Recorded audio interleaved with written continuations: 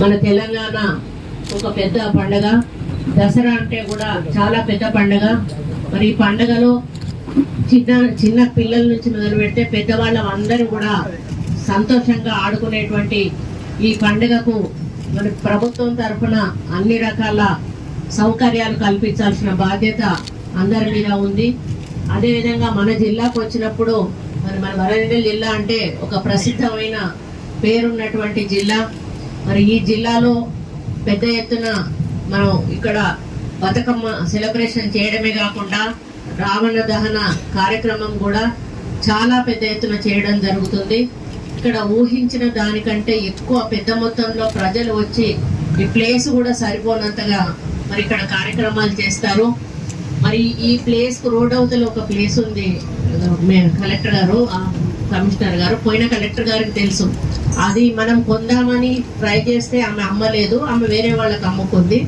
మనం అక్కడ ఎట్టి పరిస్థితుల్లో కూడా పర్మిషన్లు దయచేసి కన్స్ట్రక్షన్కి ఇవ్వద్దు. ఆ యొక్క సర్వే నెంబర్ తీసుకొని మీరు ఏ పర్మిషన్లకు కూడా దయచేసి కన్స్ట్రక్షన్స్ ఇవ్వద్దు. జీడబ్ల్యూఎంసీ తరఫున ఏదైతే ఉందో లైటింగ్స్ కానీ, మరి శానిటేషన్ కానీ, వాటర్ సప్లై కానీ, ఇంకా ఇటువంటివి ఏమున్నా కూడా బ్యారికేడ్స్ ఇవ్వడం ఉంటే ఆర్ఎండ్బి వాళ్ళు అనుకుంటా. మరి ఇవన్నీ కూడా ఒక్కొక్క డిపార్ట్మెంట్కి ఒక్కొక్క డ్యూటీ ఉంటుంది. మీ డ్యూటీలన్నిటిని కూడా ఈరోజు సర్వే చేసుకొని రేపటికల్లా మీరు సాయంత్రం లోపలికల్లా ఇవన్నీ కూడా కంప్లీట్ చేయాల్సిన బాధ్యత ఉంది. ఎందుకనంటే రేపటి నుంచి సాయంత్రం నుంచి బతుకమ్మలు ఆడతారు కాబట్టి మనం మీటింగ్ కొంత ఆలస్యమైనా కూడా మీకు చేయించడం పెద్ద కష్టమే కాదు అనుకుంటున్నాను. ముఖ్యంగా కమిషనర్ గారికి ఏం చెప్తా ఉన్నానంటే ఆట స్థలాలు ఎక్కడైతే ఉన్నాయో ఇమ్మీడియట్ గా శానిటరీ సిబ్బందిని పంపించి ఆట స్థలాలను క్లీన్ చేయించాల్సిందిగా కూడా వాళ్ళకి డైరెక్షన్ చేస్తా ఉన్నాను.